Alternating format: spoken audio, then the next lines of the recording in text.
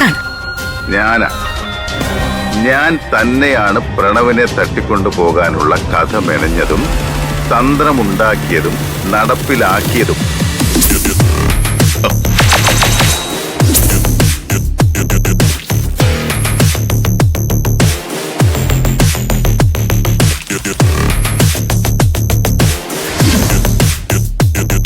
ഞാൻ തന്നെ ആളിനെ വെച്ച് പ്രണവിനെ പിടിച്ചുകൊണ്ടുപോയി പൂട്ടിയിട്ടിട്ട് നിയമത്തിന്റെ മുന്നിലും പ്രണവിന്റെ മുന്നിലും ഗൗതമിനെ പ്രതിസ്ഥാനത്ത് നിർത്തിക്കൊടുത്തു.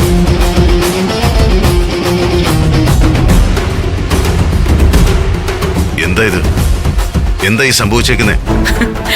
മാടൻകാവ് ശിവപാർവതി ക്ഷേത്രത്തിന്റെ തൃക്കൊടിയേറ്റിന് വിശിഷ്ട അതിഥിയായി വന്ന നിങ്ങളുടെ മുൻപിലേക്ക് ഒരു കൂളിംഗ് ഗ്ലാസും വെച്ച് ഞാൻ വന്നപ്പോ എന്റെ മുന്നിൽ നിന്ന് ഉശിരനൊരു കഥാപ്രസംഗം നടത്തിയതിന്റെ വീഡിയോ രൂപമാണിത്. ചെയ്തു കൂട്ടിയ കാര്യങ്ങളുടെ മുഴുവൻ ഡീറ്റെയിൽ ആയിട്ടുള്ളൊരു പ്രഭാഷണം, അതും CKC സ്വന്തം നാവുകൊണ്ട് തന്നെ തന്നിരിക്കുന്നു. ആ കൂളിംഗ് ഗ്ലാസ് ചതിച്ചാശാനെ.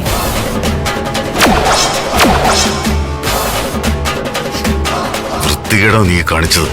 സത്യം, നിങ്ങൾ കാണിച്ച ഈ വൃത്തികേടുകൾ മുഴുവൻ ഒളിക്യാമറ വെച്ച് പകർത്തിയതും ഒരു തരത്തിൽ നോക്കിയ വൃത്തികേട് തന്നെയാണ്. നിങ്ങൾ എന്താ ധരിച്ചു വെച്ചിരിക്കുന്നത്? ക്രിമിനൽ പണികൾ നിങ്ങൾക്ക് മാത്രമേ അറിയൂ എന്നാണോ? അതിന്റെ അത്രയും എനിക്കില്ലെങ്കിലും ഇങ്ങനെയുള്ള ചെറിയ ചെറിയ ഐറ്റംസ് ഒക്കെ എനിക്കും അറിയാം കേട്ടോ.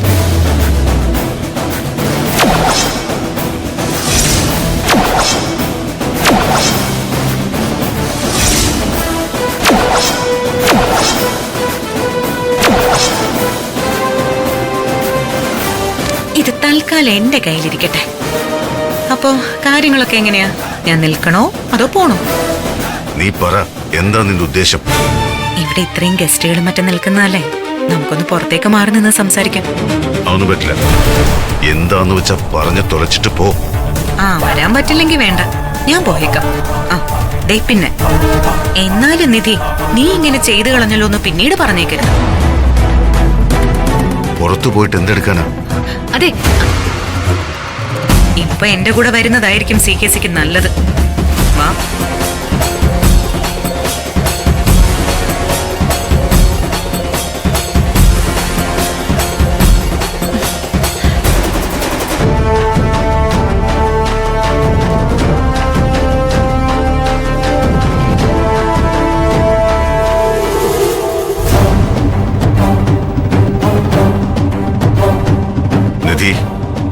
മര്യാദയ്ക്ക് ആ വീഡിയോ ഫുട്ടേജ് വന്നിട്ട് ഇവിടുന്ന് പോകുന്നതായിരിക്കും നിനക്ക് നല്ലത്. എന്തോന്നാ CKC ഇത്? ഒരാളെ ഭീഷണിപ്പെടുത്തുന്നതിനും ഒരു ലോജിക്കൊക്കെ വേണ്ടേ?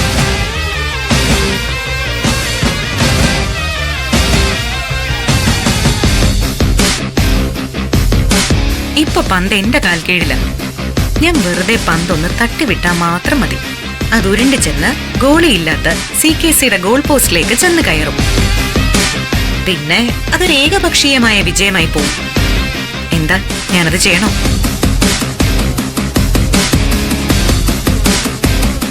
ഞാനൊന്ന് വിചാരിച്ച ഇപ്പോ ഈ പിറന്നാൾ വീട് മരണ വീടായി മാറും. എന്താ, കാണുന്നു? നിനക്കിപ്പോ എന്താ വേണ്ടത് അത് പറ. ഇത് മര്യാദ.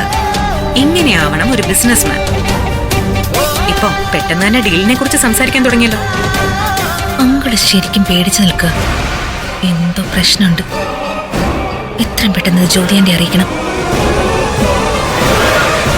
മാലതി ഇങ്ങനെ ചെയ്യാൻ പാടില്ലായിരുന്നു എന്നേ ഞാൻ പറയും. വേണ്ട വേണ്ട വേണ്ട, ഒരു എക്സ്ക്യൂസും എനിക്ക് കേൾക്കണ്ട. നമ്മുടെ ക്ലബിൽ പോലും ഞാൻ മാലതിയെ മാത്രമേ ഫംഗ്ഷന് വിളിച്ചിരുന്നുള്ളൂ, അറിയാമോ? എന്നിട്ടും വരാൻ തോന്നിയില്ലല്ലോ. CKC പോലും വളരെ വേണ്ടപ്പെട്ടവരെ മാത്രമേ ഫംഗ്ഷന് വിളിച്ചിട്ടുള്ളൂ. എന്നിട്ട് മാലതി ഒഴികെ ബാക്കി എല്ലാവരും വന്നു. എനിക്ക് എന്തുമാത്രം വിഷമം ഉണ്ടായെന്ന് അറിയോ മാലതിക്ക്? ആന്റി, ഒരു കാര്യം പറയട്ടെ. ആയിക്കോട്ടെന്നേ, ഇനി മാലതിക്കും പല ആവശ്യങ്ങളും വരുമല്ലോ. ഇങ്ങോട്ട് കാണിക്കുന്നതനുസരിച്ച് തിരിച്ചും കാണിച്ചാൽ മതിയല്ലോ. എന്റെ ജീവിതത്തിലെ വലിയ സന്തോഷമുള്ളൊരു മുഹൂർത്തം, അതിൽ മാലതി ഉണ്ടാകണമെന്ന് ഞാൻ ആഗ്രഹിച്ചു. പക്ഷെ വന്നില്ല. നമ്മുടെയൊക്കെ സന്തോഷത്തിന് അത്രയേ വില കൽപ്പിക്കുന്നു എന്നല്ലേ? അതിലും വലിയ സന്തോഷം എന്തോ അവിടെ പുറത്ത് നടക്കുന്നുണ്ട്.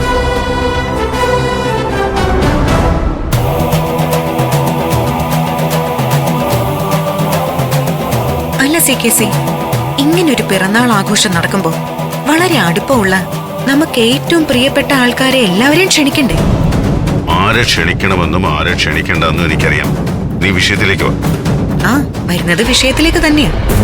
ഞാൻ ചൂണ്ടിക്കാണിച്ചത് CKCക്ക് പറ്റിയ ഒരു വലിയ അബദ്ധമാണ്.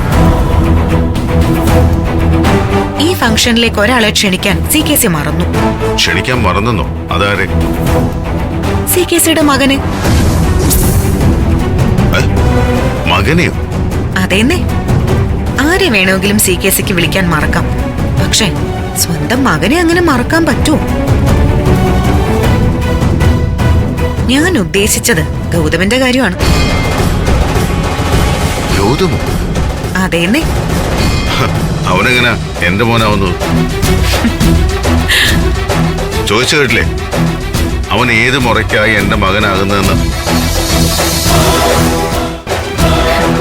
വാക്കുകൾ കൊണ്ട് ഏറ്റുമുട്ടുമ്പോഴൊക്കെ ഗൗതമിനെ തോൽപ്പിക്കാൻ നിങ്ങളെടുത്ത് പ്രയോഗിക്കുന്ന ഒരു വാക്കുണ്ടല്ലോ, ബിസിനസ്സിൽ ഞാൻ നിന്റെ അപ്പനാണെന്ന്. അങ്ങനെ നിങ്ങൾ ഗൗതമിന്റെ അപ്പനാണെങ്കിൽ ഗൗതം അപ്പം മകനാകുമല്ലോ.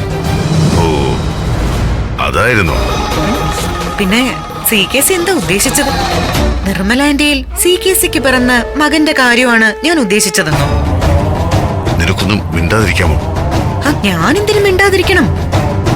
എന്റെ കയ്യിലിരിക്കുന്ന ഈ ഫോണിലെ വീഡിയോയിൽ CKC തന്നെ നിർമ്മലാന്റിയെ കുറിച്ചും നിർമ്മലാന്റിയിൽ നിങ്ങൾക്ക് പിറന്ന മകനെ കുറിച്ചും പറഞ്ഞിട്ടുണ്ട്. ഗൗതമിനെ ഈ ഫംഗ്ഷനിലേക്ക് ക്ഷണിച്ചില്ല എന്നുള്ളത് CKC വരുത്തി വെച്ച പൊറുക്കാനാവാത്ത അപരാധം തന്നെയാണെന്ന് ഞാൻ പറയും. നിനക്ക് ഭ്രാന്ത് വല്ലതും ഉണ്ടോ നിധി? എന്തൊക്കെയാ നീ പറയുന്നത്? ശരിയാ, ഭ്രാന്ത്. ഇതൊരു തരം ഭ്രാന്താണെന്ന് തന്നെ പറയാം.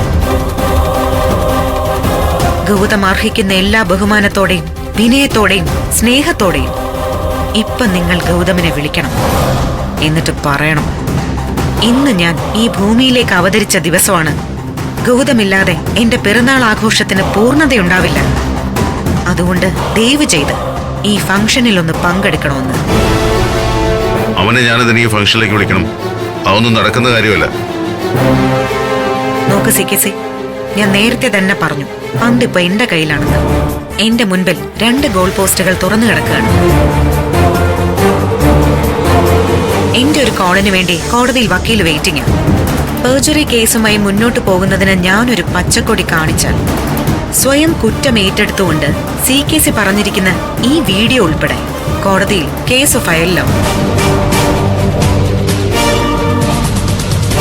അത് കഴിഞ്ഞാൽ ഈ വീഡിയോയുമായി ഞാൻ നേരെ അകത്തേക്ക് കയറും. എന്നിട്ട് ജ്യോതിർമയും ശിവാനിയും പ്രണവും ഉൾപ്പെടെ സകല ആൾക്കാരുടെ മുൻപിൽ വെച്ച് ഒരു വീഡിയോ പ്രദർശനം. അതിൽ കൃത്യമായി പറഞ്ഞിട്ടുണ്ട് നിർമ്മലാന്റിയുമായുള്ള ബന്ധത്തെക്കുറിച്ചും അതിൽ പിറന്ന മകനെക്കുറിച്ചും.